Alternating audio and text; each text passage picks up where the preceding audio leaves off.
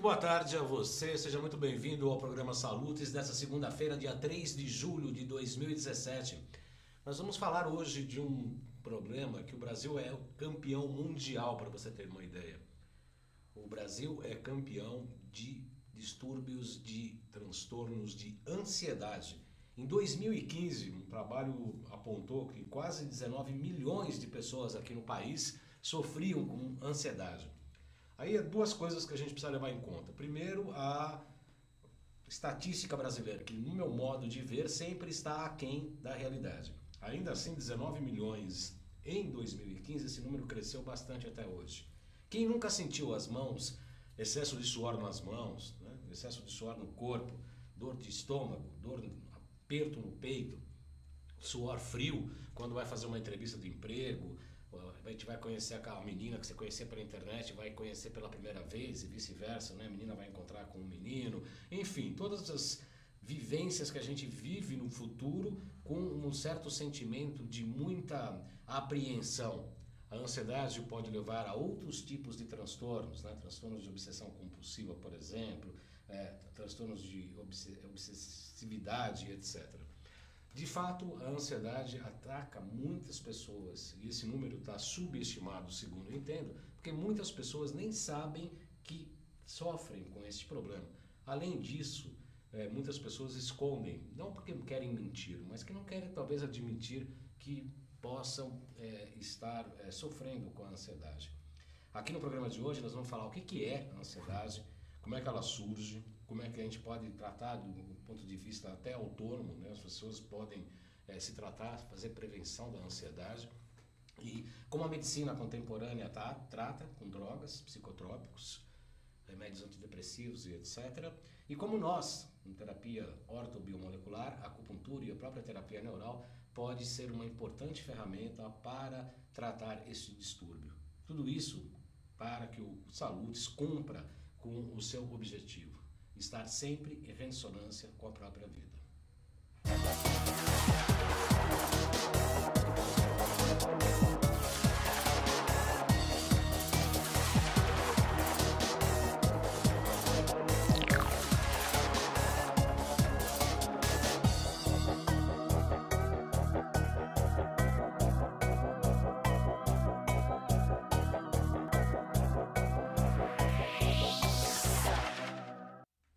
Muito bem, todos praticam a ansiedade de uma maneira geral, não é um grande distúrbio, ela é até importante, assim como o estresse, ela é importante para mobilizar determinados tipos de ação, atitudes. Óbvio que a gente chega aqui, vai entrar ao vivo, a gente fica ansioso antes de começar o programa. Os entrevistados então nem dizer, né? Principalmente porque eles não estão acostumados diante da iluminação, diante das câmeras, diante de uma transmissão ao vivo.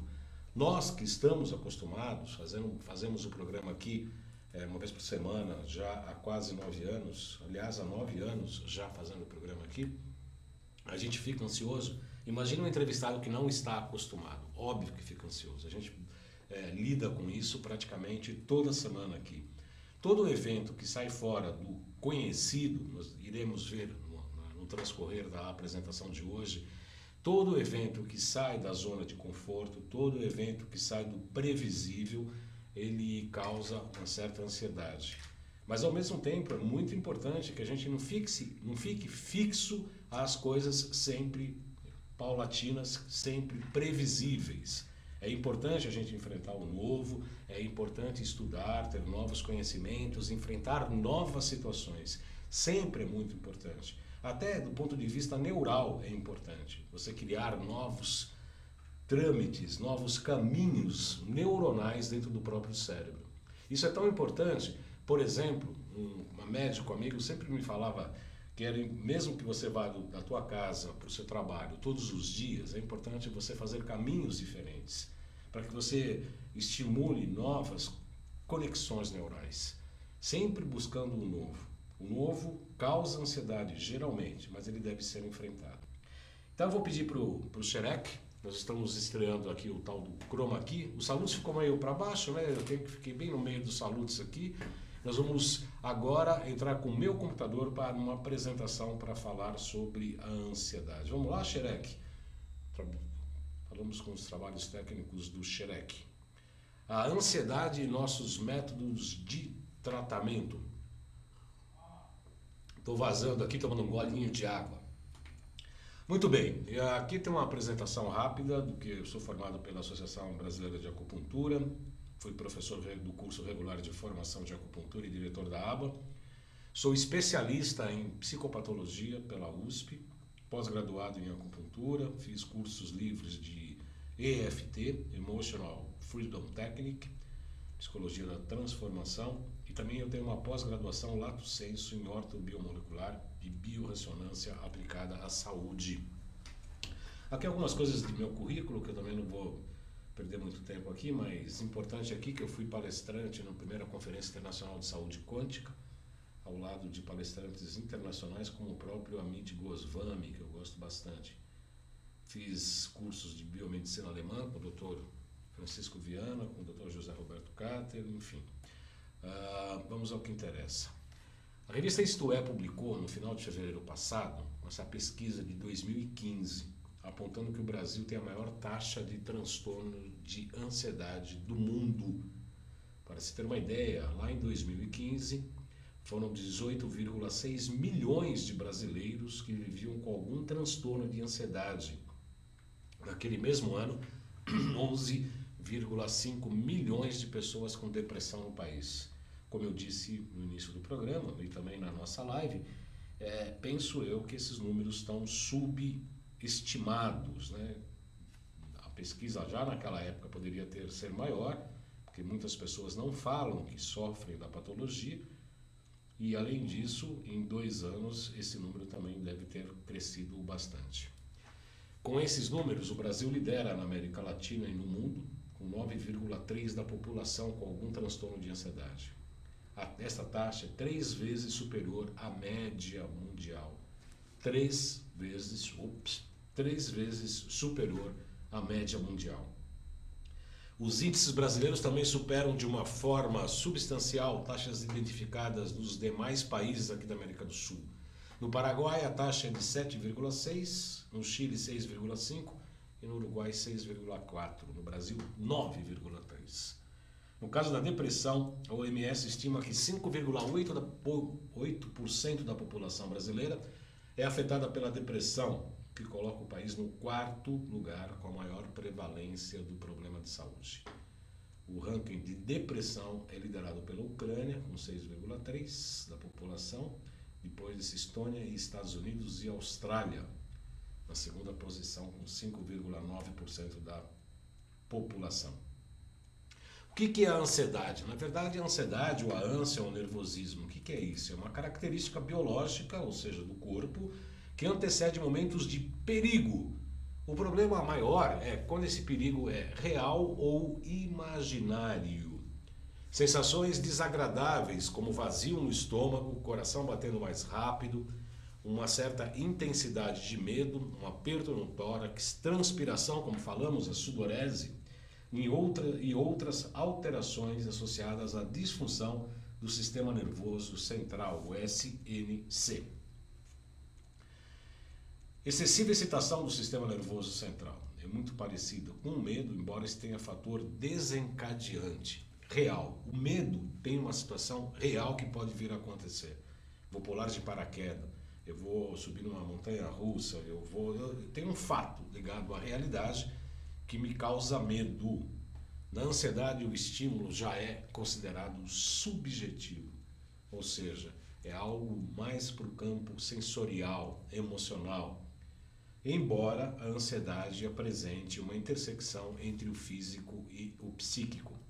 Do ponto de vista físico, pode ocorrer taquicardia, sudorese, tremores, tensão muscular, aumento das secreções urinárias e fecais, aumento da motilidade intestinal e cefaleia, conhecida dor de cabeça.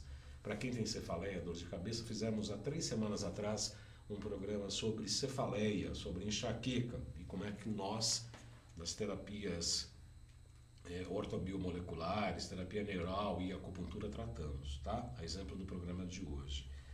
Eu, particularmente, tenho um distúrbio de urinário. Eu tenho que fazer uma viagem, tenho que fazer muito voo e etc. Eu realmente começo a fazer muito xixi no aeroporto, no avião, algumas horas antes. Me dá um distúrbio urinário bastante grande. Eu sempre estou urinando com muito mais frequência quando estou passando por um processo de ansiedade. A ansiedade, como escrito aqui no nosso... Aqui? Não, aqui. Isso. Ainda estou perdido aqui. Não. Aqui. Aí, assim. Tem que mostrar para lá. No nosso slide, aqui, então se mostra que a ansiedade é desencadeada por preocupações, né? A preocupação ou a pré-ocupação é ocupar-se de algo antecipadamente, antes do fato ocorrer. É uma incerteza que pode despertar o pessimismo, a sensação de que algo muito ruim pode vir a acontecer, precisa-se fazer alguma coisa para tentar evitar o pior e dificuldades em atingir metas e objetivos. É preciso entender que a ansiedade é normal, como eu disse na abertura do programa. É muito comum a ansiedade, como eu disse, o entrevistado que vai dar a entrevista pela primeira vez aqui na AltV, nós mesmos que vamos apresentar o programa, embora com experiência, a gente fica ansioso para que nosso programa seja bem feito, né? Que atenda a demanda dos nossos teleinternautas, né? O problema é quando ela é exagerada e passa dos limites lógicos e normais. O que ela ocorre do ponto de vista biológico? Essa ansiedade excita o sistema nervoso, tem uma produção de neurônio, e essa produção superior, essa grande produção de neurônio, exige uma atividade para se descarregar toda essa química gerada.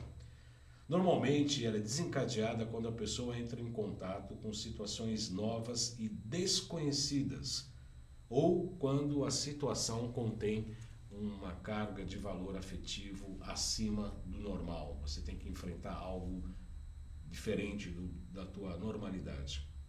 Como é que a gente pode identificar do ponto de vista físico que você está num estágio ansioso? O corpo fica mais tenso, há necessidade de se movimentar fisicamente, tanto os pés, as mãos, ocorre uma inquietação geral do corpo. Lembra que às vezes você vê nas pessoas, numa determinada reunião, a pessoa batendo o joelho, batendo a perna, né? Fica batendo o pé no chão, tá. Esse é o típico estado de ansiedade. Distúrbios de respiração, né? A respiração fica acelerada, o pensamento mais agitado, muitas ideias passam pela cabeça ao mesmo tempo e com isso a mente fica confusa e não sabe direito o que a pessoa mesmo quer. Outros sintomas: dor de cabeça, como eu disse, distúrbios intestinais, tensão muscular, dor no peito. Conforme a sintomatologia, a ansiedade pode se apresentar também como fadiga, insônia, falta de ar, sufoco, dor no peito.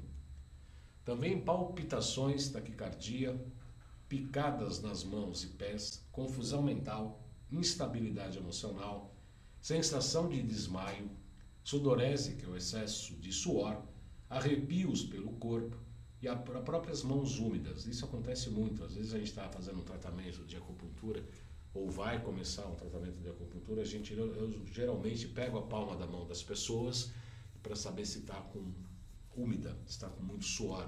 Quando isso ocorre, geralmente a pessoa está ansiosa, está com receio, está com medo. Mas há outros sintomas, como aqui a boca seca, e agora virou aqui. Boca seca, contrações, eu vou ler aqui para vocês, tá? Tremores, tensão muscular, isso, boa xereque. Descontrole intestinal e urinário, dificuldades em engolir, a pessoa sente como se tivesse um nó na garganta, dificuldades para relaxar e, consequentemente, também dificuldades para dormir. Ou ainda, tortura ou vertigem, vômitos incontroláveis, sensação de impotência. Eu não sei o que fazer para tratar desse assunto. Então, pessoal, a gente precisa acordar para a realidade. Óbvio que não devemos abrir mão de nossos objetivos, mas é preciso que eles sejam atingidos quando possível e necessário no plano real e não na cabeça, ou seja, não do ponto de vista ilusório ou de apenas emoção. A ansiedade a gente percebe, deixa eu dar só uma olhada, Xeré, aqui, como é que está a nossa página no Facebook, porque eu coloquei aqui ao vivo, @saludes, _ansiedade, perguntas por aqui. Você quer participar do programa, quer encaminhar perguntas, por favor, entre na minha página pessoal, tá? Porque eu estava fazendo a página do Saludes, mas está causando um pouco de confusão. Então, na minha página JC Baldan, vocês podem comentar, participar do nosso programa de hoje. Carlos Lacerda fala, eu acho que eu tenho isso. Talvez tenha, muitas pessoas têm, todos nós passamos por momentos de ansiedade. Muito bem, a ansiedade, transições, animação, apresentação do slide atual. Muito bem. A ansiedade está ligada também à baixa autoestima. Sentimentos de incapacidade de realizar tarefas ou de algo que lhe dê prazer. Medo também, inclusive, de realizar estas tarefas, mesmo ainda que não se tente, em níveis muito alto, a ansiedade pode apresentar-se como excesso de timidez ou mesmo a depressão. Impede que a pessoa desenvolva seu potencial intelectual, o aprendizado chega a ser bloqueado e chega a interferir na inteligência social. Patologias associadas à ansiedade. Quando a ansiedade fica muito recorrente e intensa, a ansiedade também pode gerar o que as pessoas conhecem hoje como síndrome do pânico, que é uma crise ansiosa aguda. Ocorre uma excitação com descarga de noradrenalina, que é um neurotransmissor produzido nas suprarrenais, no locus cerúleus e no núcleo amigdaloide. Ou seja, há um excesso de neurotransmissor. O que a gente poderia entender por isso? O sistema nervoso central e a nossa mente necessita de conforto, segurança e bem-estar, para que a gente sempre repouse e tenha o bem-estar. Então, o conforto e a segurança aparecem sempre para nós como situações conhecidas. Quando a gente tem que enfrentar o novo, obviamente que esta situação de conforto e também de segurança acabam sendo atingidas. A gente não tem nem o conforto, tem o desconforto do novo, a insegurança para o novo, e esse repouso e bem-estar a gente acaba sendo incomodado porque a gente está preparado mais para a luta ou para a fuga, né? São as situações que também ocorrem com estresse. Há um alerta para a situação de perigo, por isso ocorre o que a gente chama de estado ansioso. Bom, se a gente for analisar pela história da humanidade, a gente pode falar que faz muito pouco tempo que saímos dos tempos da caverna, quando os perigos de vida e a necessidade de luta eram muito constantes. Então, ocorre essa excitação do sistema nervoso central como forma de estímulo ao corpo para que possa haver tanto uma luta quanto uma fuga, o perigo de vida. Hoje, esses medos não são de enfrentar os monstros nem os bichos da época da caverna, mas nós temos uma série de medos, principalmente de perdas de status, de conforto, de poder, de afetos, de amizades, privilégios, vantagens, vaidade. Hoje a nossa sociedade, baseada no capitalismo moderno, ela é muito competitiva. E todos esses fatos, né, geram medo de perdas. Eu vou repetir, como vocês podem ver aí: status, conforto, poder, afetos, amizades, privilégios, vantagens e vaidade. Fatores que podem também despertar ou disparar o estado ansioso. Se o indivíduo estiver desequilibrado emocionalmente, um simples contato com o novo causa um estado de ansiedade, assim como situações inesperadas e também desconhecidas. Com essa excitação do sistema nervoso central, ocorre ainda uma aceleração maior do pensamento, como se estivéssemos elaborando, planejando uma maneira de nos livrar do perigo e da maneira mais rápida possível. O risco maior é a gente cair no chamado círculo vicioso, porque o movimento mental causa uma confusão mental você não consegue tomar atitudes, ações para resolver esse problema, porque é um estado muito mais emocional do que como real e objetivo. O real e objetivo está mais ligado ao medo, à ansiedade por situações mais imaginárias, portanto ligadas mais às questões emocionais e subjetivas. Mente, o que não impede a ação, óbvio, né? Porque são questões emocionais, não tem como você atuar objetivamente contra um monstro imaginário, né? Então você tem uma confusão mental, você não pode ter uma eficiência na ação, aumenta com isso a maior sensação de perigo e uma incapacidade de se livrar dele. Tudo isso, o que faz acontecer? Aumenta ainda mais o estado ansioso. Por isso chamado esse círculo vicioso. Nesse círculo vicioso, com esse slide também quer dizer o seguinte: o movimento impulsivo para a mente se acelerar e de precisar ter tudo sob controle para poder usufruir do repouso e conforto faz com que ela se excite ainda mais. Se o problema não tiver uma solução mental imediata, como acontece na maioria dos casos, temos ansiedade patológica que tende a se cronificar e piorar com o passar dos anos. Origens. A ciência fala que a ansiedade pode ser genética, quando a pessoa herda de seus ancestrais, dos seus antecedentes, uma predisposição para esses sintomas. Vamos por aí um pouquinho. Nestes casos, a criança pode ser agitada, às vezes hiperativa, chora com facilidade e às vezes tem dificuldade de dormir. Entretanto, mas porém, contudo, todavia e entretanto, a epigenética fala hoje que o meio pode modificar as expressões genéticas, ou seja, você pode até ter características genéticas que podem estar presentes na estrutura do teu DNA. Entretanto, elas necessitam de um fator desencadeador, que pode muito bem ser controlado e chegar mesmo a não ocorrer. Volta aqui para mim, Xerec. Ou seja, você pode ter na estrutura do teu DNA um traço para que leve para um determinado tipo de patologia, enfim. Mas ele precisa ter dentro de um processo de estímulo externo para que ele se manifeste.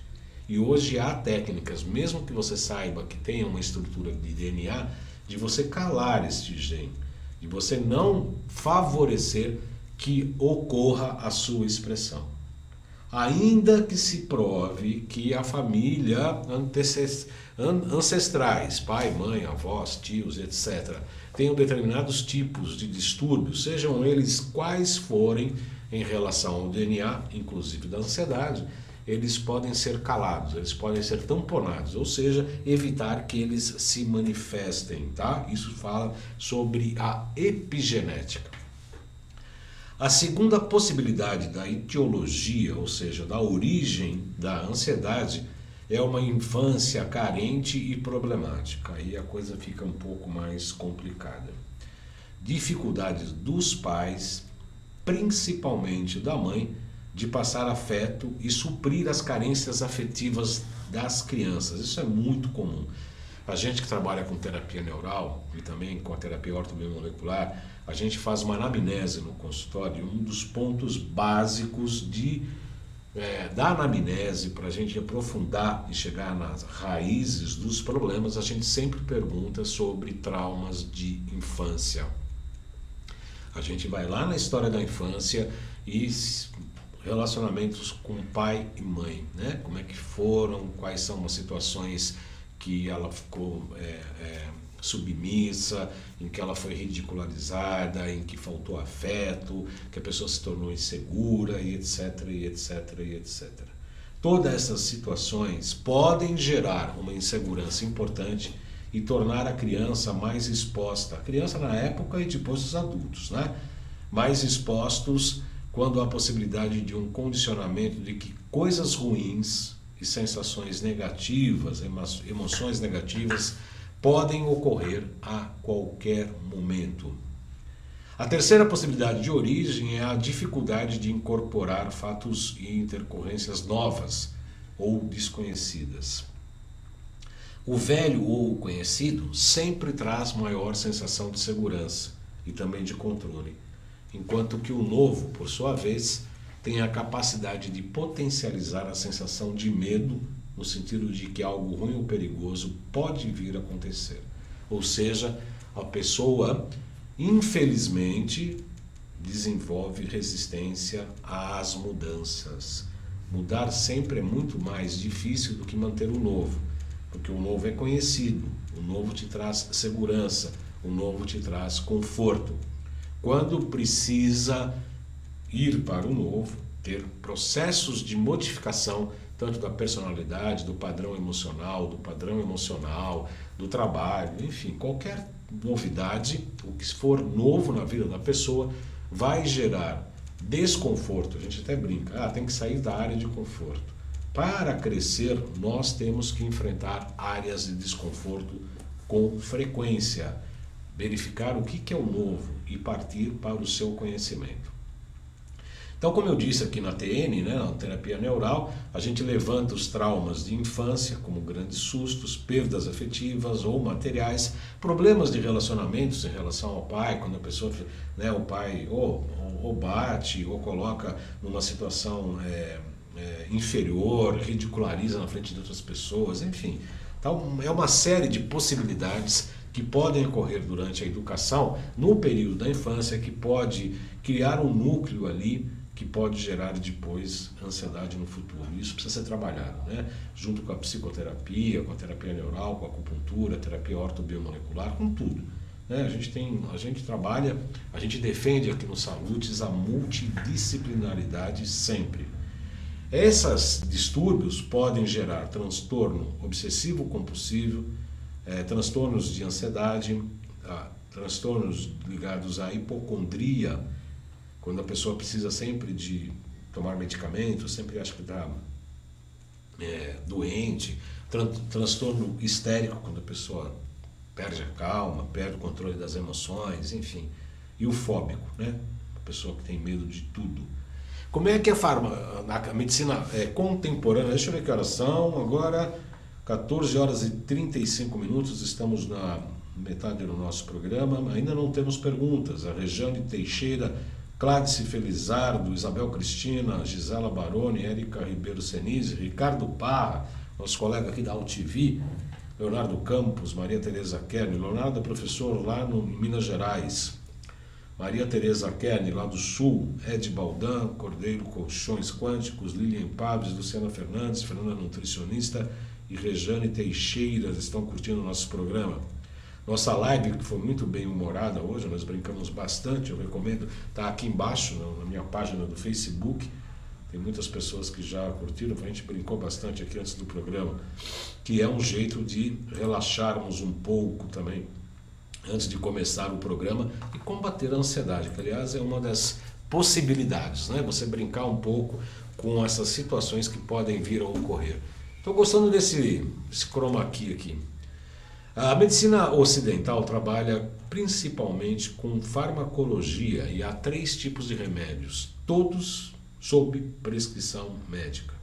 Exigem receita azul, têm tarja preta e podem causar dependência. A primeira classe são os ansiolíticos ou tranquilizantes. Ansiolíticos é para combater a ansiedade. Eles praticamente anestesiam parcialmente a sensibilidade neuronal. A segunda classe de remédios são antidepressivos, que aumentam o nível de energia psíquica, faz a pessoa se sentir mais forte, diminui a quantidade de preocupações e também reduz o medo, aumenta a percepção e clareza e faz a pessoa se sentir mais segura, portanto, menos ansiosa, mas sempre lembrando que esse é importante, é um remédio importante, pode ser utilizado em determinadas fases, mas são drogas, né? E o terceiro tipo de medicação, esse é mais pesado, são os chamados tranquilizantes maiores ou antipsicóticos, em casos mais graves onde a ansiedade atinge picos muito altos estão associados mais às doenças mentais mais graves, com alteração do pensamento e da senso-percepção. Nós aqui pelo nosso lado trabalhamos com esse território aí que é a medicina tradicional chinesa. A gente faz um levantamento pelo pulso, né? Aí são um mapa do pulso, PMS é profundo, médio e superior, né? Mais superficial, na verdade, profundo, médio e superficial, e tem os segmentos aí da artéria radial, né? Então, para os colegas já sabem, mas o C, que você está vendo aqui, C é coração e intestino delgado, embaixo fígado e vesícula biliar, mais para baixo rim, excreção, rim, filtragem e B, bexiga. E do outro lado, à sua esquerda do vídeo, P é pulmão e G é intestino grosso, BA é baço, PA é pâncreas, depois estômago, sexualidade e circulação e triplo reaquecedor. Voltando aqui para mim, é claro que todos os distúrbios de ansiedade têm origens diferentes e as pessoas lidam também com sintomatologia diferente e como lidam também de uma maneira também diferente. Então a gente está falando que a gente pega pelo pulso para fazer a individualização do tratamento. Sempre, né? No final, mais para frente, eu vou colocar alguns pontos que a gente pode utilizar em acupuntura, mas sempre lembrando que não trabalhamos com protocolos, com regra ou receita geral para todo mundo. Nós tratamos de indivíduos, nós tratamos de pessoas, não tratamos de patologias. Para tratar de pessoas e não de patologias, para tratar de indivíduo e não de doenças, nós temos que individualizar o tratamento. Nós temos que individualizar, inclusive, os pontos de acupuntura que iremos utilizar em determinada sessão.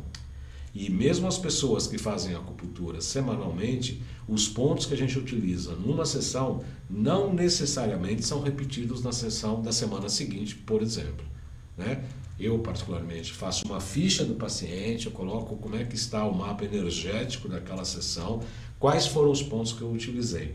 Na sessão subsequente, a gente faz uma reavaliação energética, um outro mapa energético, primeiro para saber se nossas medidas que nós tomamos, nossas indicações dietéticas, né, sobre indicações alimentares, se a pessoa tomou os produtos que a gente indica, enfim, se isso está surtindo efeito ou eles precisam ser ampliados. Essa avaliação energética é uma ferramenta muito importante, porque a gente sabe dá para avaliar a eficiência e a eficácia do nosso tratamento. Né? A pessoa tem que seguir a dietética, a dieta, tem que tomar os produtos ortobiomoleculares que a gente indica, a gente faz a acupuntura e avalia na sessão subsequente se estamos atingindo o nosso objetivo. Obviamente que toda essa questão fisiológica, ela também se faz do ponto de vista energético.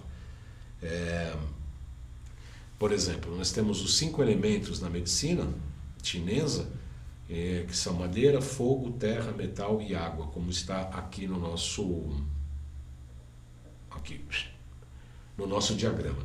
Então, pelas setas fixas, né, a gente vê que a madeira gera o fogo gera a terra gera metal gera água, que por suas vezes gera a madeira. É o chamado ciclo de geração. E também é um ciclo de repressão. Madeira esgota a terra esgota a água esgota o fogo e o fogo derrete o metal corta a madeira, que por sua vez reprime a terra. Então é sobre o equilíbrio que nós trabalhamos dessas funções, desses elementos de geração, um gera o outro, e de repressão, um reprime o outro. Então temos que ter um equilíbrio entre estes dois ciclos de geração e repressão para que haja a saúde. Cada um destes elementos tem um órgão e uma víscera, e esses órgãos e vísceras se comunicam por intermédio deste pentagrama segundo essas regras de geração e repressão. Portanto, o equilíbrio desses órgãos e vísceras tem que estar equilibrados na geração e na repressão. Se um órgão sobressai ou uma víscera sobressai em relação a este equilíbrio, ocorre uma patologia, porque uma outra víscera e um outro órgão irá sofrer com isso e vai ficar subestimulado. Um fica superestimulado e o outro subestimulado. E aí nós precisamos fazer umas receitas de acupuntura para que podemos ter um equilíbrio visceral. Aqui são dos órgãos e não vísceras, mas os órgãos e os elementos. O coração ligado ao fogo, o baço pâncreas ligado à terra, pulmão ligado ao metal, os rins à água e o fígado à madeira. Em relação às emoções, o coração é responsável pela alegria, o baço pâncreas pela reflexão e também pelo pensamento, o pulmão com a tristeza, rins com o medo e o fígado ligado à raiva. Obviamente que a pessoa ansiosa que nos procura, nós temos que tratar um distúrbio de ansiedade, a gente tem que ver primeiro também qual a predominância destas emoções para podermos, ou essa predominância vai indicar um distúrbio em algum desses órgãos, né? E aí isso facilita a nossa atuação de maneira geral. Estampa esse slide para mim, por gentileza, Shirek. O coração, e aí quando eu coloco aqui esse menos, significa coração fraco. Do ponto de vista, obviamente, energético. Então a pessoa tem muita emotividade, ou seja, também é um dos processos dos distúrbios de ansiedade. Esse maisinho, esse mais pequenininho, esse maisinho, significa excesso no meridiano do coração. Então ocorre estados de excitação, sonhos abundantes, agitação em geral e insônia. O fígado em insuficiência, né, com pouca energia, a pessoa é temerosa. Também quadro de ansiedade por conta de receio, de medo. Se houver excesso de energia no fígado, a pessoa tem muitos estados de raiva. Baço pâncreas em insuficiência. A pessoa apresenta cansaço mental, dificuldade de concentração. Excesso de energia no baço pâncreas, obsessão, que também gera um estado de ansiedade e também ideia fixa. O pulmão em insuficiência gera angústia. Em excesso pode trazer tristeza ou excitação. Os rins com insuficiência geram quadros de indecisão, medo e apreensão. E excesso de energia, autoritarismo e extravagância. Como a gente vê, a acupuntura tradicional chinesa prevê tratar de distúrbios emocionais por conta desses quadros, né? Cada emoção ligada a vísceras e órgãos. E a gente trabalhando órgãos e vísceras que estão subenergéticas para equilibrar, ou que estão com super energia também para acalmar, descer um pouco a quantidade de energia e também ajudar no equilíbrio. Se a gente levar em conta os quadros de geração e repressão, a gente sabe que a alegria, depois de muita alegria, depois de uma festa, você sai, é muito estado de alegria. Normalmente a pessoa tem um domingo, né? Você vai na festa no sábado, no domingo você está mais reflexivo, né? Teu time ganhou lá de futebol, eu assisto muito pouco futebol, mas quando você tem uma coisa de muita alegria, normalmente depois te leva a um estado mais reflexivo. Essa reflexão normalmente gera estados de tristeza. A gente vê que tudo é passageiro, inclusive a vida. A gente tem um dia vai morrer mesmo, né? Isso é um fato. E aí a gente começa a ficar um pouco triste, um pouco mais filosófico. Essa tristeza pode gerar um quadro de medo e o medo acaba gerando depois uma raiva. Notem que essas emoções, de uma maneira geral, são emoções do inconsciente coletivo. Todos nós sentimos. Você não pode ser uma pessoa 100% alegre, senão você é um bobo da corte. Você também não pode ser uma pessoa só reflexiva, sem tomar ação. Você corre o risco de você ficar com pensamentos obsessivos e ideias fixas. Você também não pode ficar só triste, a tristeza movida pela reflexão.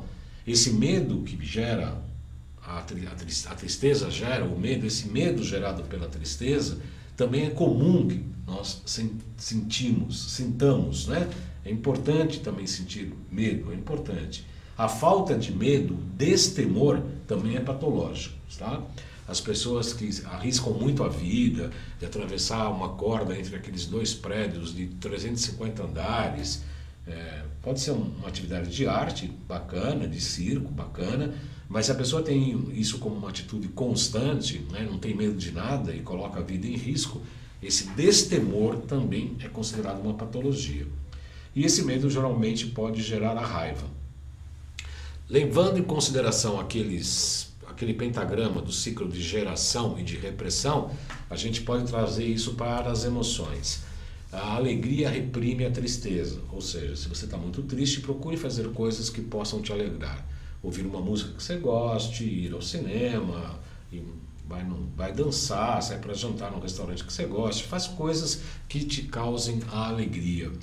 Para reprimir a raiva, seria legal a gente trabalhar com coisas ligadas à tristeza, né? Pode ser até um Samuel Barber, por exemplo, aquelas melodias maravilhosas, mas que tem uma conotação e um tom de tristeza, por exemplo. A raiva reprime a reflexão reprime o medo e o medo reprime a alegria. Então, esse aí é um quadro de repressão e das emoções. Antes de eu ver aqui, volta aqui para mim, deixa eu ver se tem alguma pergunta. Ninguém está perguntando nada? Que coisa, pelo menos estão curtindo, né? A Ione Lino, o Márcio Coronato, Cordeiro Colchões, Isabel Cristina, Ed Baldan, Érica Ribeiro Senise, acupunturista lá do Paraná, colega, Ricardo Parra, também nosso amigo aqui da UTV, Gisela Baroni, Lilian Paves, Leonardo Campos, Luciana Fernandes, Maria Tereza Kerni, Fernanda Nutricionista, Regiane Teixeira e Cládice Felizardo. Estamos no ar.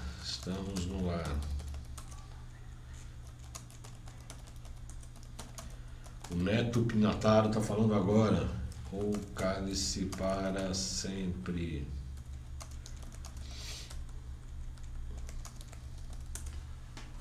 Estamos aqui ao vivo e eu estou com uma chamada aqui. Tem perguntas aqui sim. A Isabel Cristina, pelo qual agradeço a participação. Os sintomas da depressão e da ansiedade são bem parecidos. Como fazer para diferenciar? Ou podemos dizer que são transtornos irmãos associados? Bem, os sintomas da depressão e da ansiedade são bem parecidos sim. Normalmente a ansiedade ela pode começar antecipadamente. Ela começa primeiro com a ansiedade e ela pode gerar um estado depressivo, né?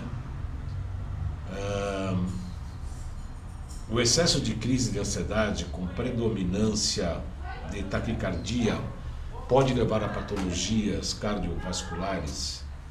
São muitas dúvidas que parece que é a minha praia, diz a Isabel Cristina, que é estudante de farmácia. Isabel, o excesso de, se pode haver a taquicardia, pode gerar patologia cardiovascular. Eu creio que isso pode vir a ocorrer, mas não creio que seja uma situação normal, não, né? Porque essa taquicardia ela é momentânea, ela é rápida, ela é ligada às questões emocionais, mas não são ligados os distúrbios patológicos de uma maneira geral. Eu não entendo isso como da cardiologia, de você ter um problema no coração por conta da ansiedade. Eu quero fazer um anúncio aqui do curso, 11º curso do nível 1 aqui em São Paulo, sábado, dia 15 de julho de 2017, nesse sábado, dia 15 de julho, das 9 ao meio-dia e das 13 às 17. No domingo, de 16 de julho, das 9 da manhã às 17 horas, são 14 horas aula. O valor custa R$1.190, R$1.190. O curso é na Alameda Jaú, número 72, no Jardim Paulista.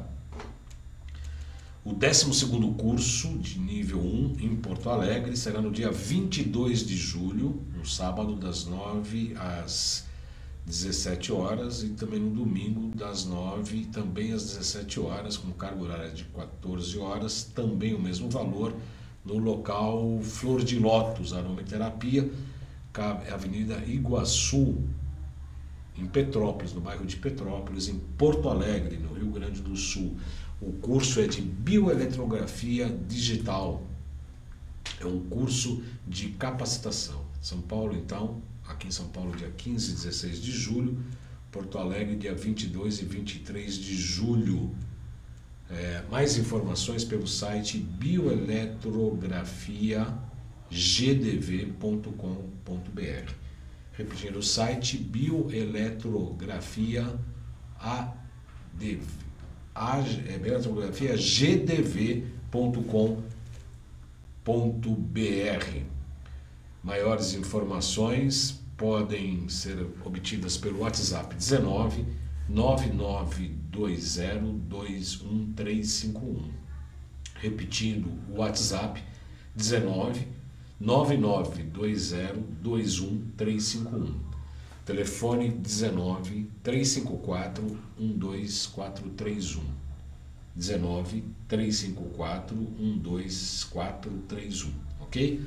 É o curso de bioeletrografia promovida pelo Neto Pinhataro, que esteve aqui falando sobre esse problema. Tem mais perguntas aqui, deixa eu dar uma olhada. Isabel, eu não sei se você respondeu as questões.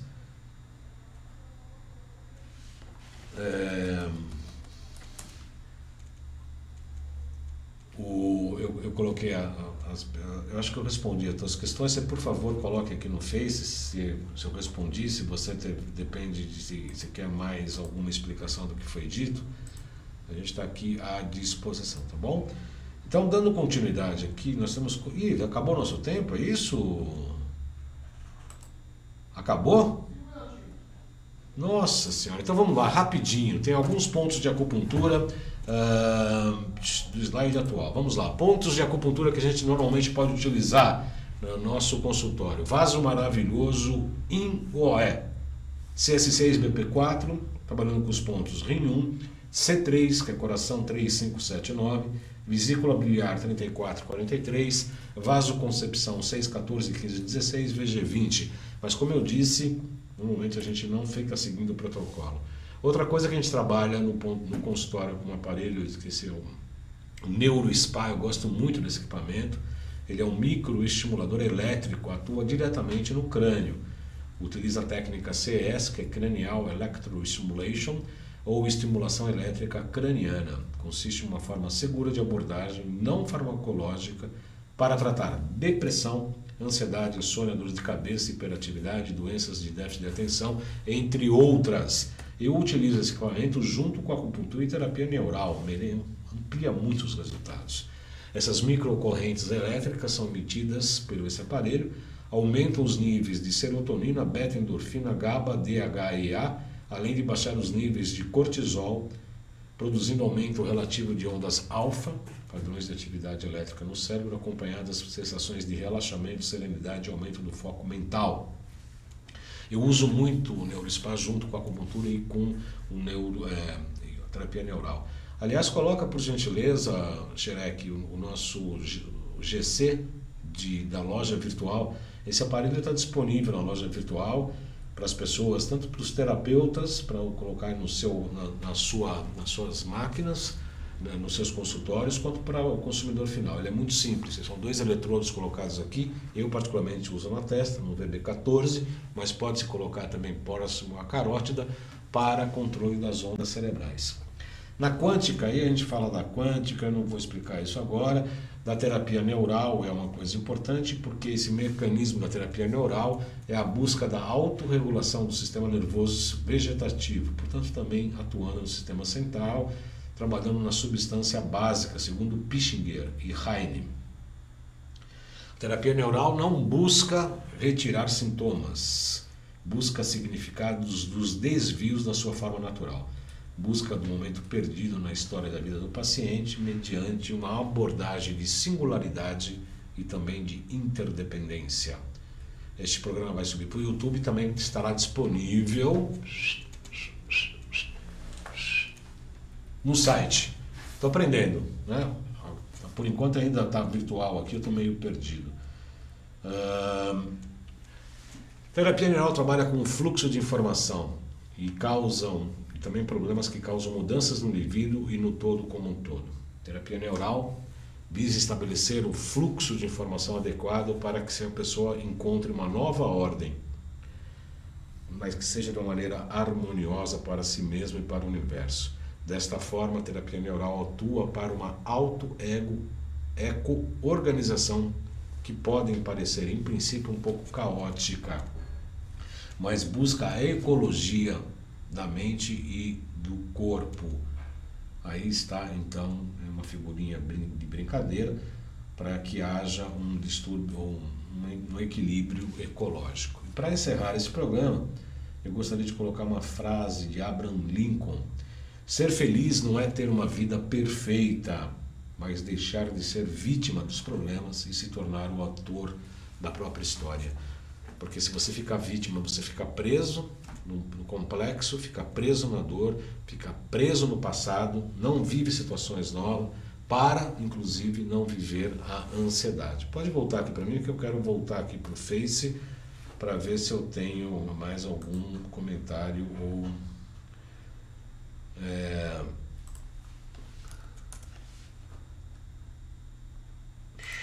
mais algum comentário aqui. Isabel respondeu, obrigada. Romina Soma falou, convívio com pessoas amigas ansiosas pode ser um pouco esgotante e demandar muita energia. Como se pode melhorar a convivência com pessoas ansiosas? Observo que as pessoas se livrarem do ansioso falam, esquece, relaxa, durma, porque quanto mais ordens você der, pior a pessoa vai se sentir. É verdade, não vai adiantar nada. E também não é suficiente dizer, eu entendo, você está ansiosa. Obviamente, Romina Souza, realmente o convívio é bem difícil e quanto mais ordens der, obviamente vai piorar. A única coisa que eu sugiro nesses casos, Romina, é só ouvir, né? Só ouvir, balançar a cabeça e tal, para que a pessoa entre em contato com a própria realidade e com a sensação. Eu como terapeuta no consultório, quando eu quero que a pessoa reflita sobre o que a pessoa está me dizendo, eu não fico fazendo qualquer tipo de julgamento ou falando o que eu acho. Eu simplesmente fico em silêncio olhando para a pessoa. Só isso a pessoa vai acabar escutando mais o que ela acabou de dizer. Ela vai ficar escutando, ela vai perceber, vai prestar mais atenção no que ela acabou de relatar. Então eu recomendo o silêncio. O silêncio pode ser muito terapêutico nesses casos. A Cristina fala, tem práticas de relaxamento e meditação indicados para casos leves? Excelente pergunta, Isabel, te agradeço.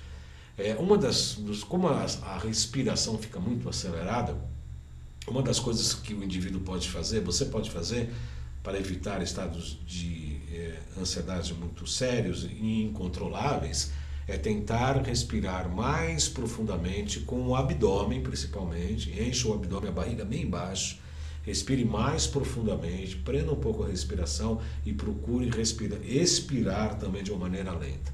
Então, inspire profundamente e devagar. Prenda um pouquinho o ar, 2 segundos, 3 segundos, nada mais do que isso. E expire lentamente. Procure se concentrar apenas na respiração.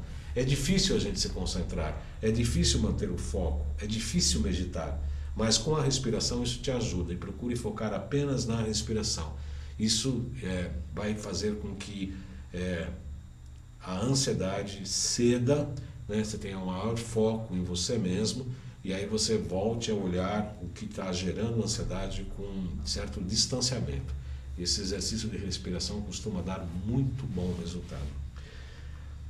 Chegamos ao final do nosso programa, o Xereque já está olhando feio aqui para mim. Ele já é feio, né? Olhando feio, vocês podem imaginar o que eu tenho que enfrentar aqui, né? Então, por favor, em relação a respeito a mim mesmo, né? E o meu senso estético, eu quero agradecer a vocês pela participação, pela curtição, desejando uma excelente semana E segunda-feira, às 14 horas, estaremos aqui novamente ao vivo com o nosso programa Salutes, um programa que está sempre buscando maior ressonância com a vida. Muito obrigado a todos e excelente semana.